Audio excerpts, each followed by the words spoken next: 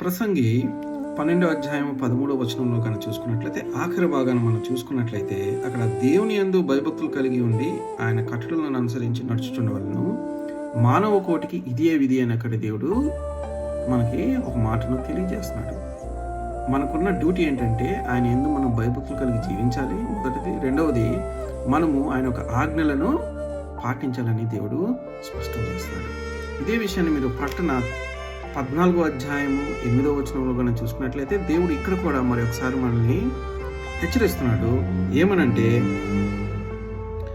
అతడు మీరు దేవునికి భయపడి ఆయన మహిమపరచుడి, ఆయన తీర్పు తీర్చు గడియ వచ్చును గనుక ఆకాశము భూమి సముద్రము జలధారులు కలుగు చేసిన వానికి నమస్కారం చేయనని ఒక గొప్ప స్వరముతో చెప్పాను. సో ఎవరైతే ఈ భూమి ఆకాశం సృజించాడో వానికి మనం నమస్కారం చేయాలి, ఆయన యొక్క ఆజ్ఞలు మనము పాటించాలని బైబిల్ చాలా స్పష్టం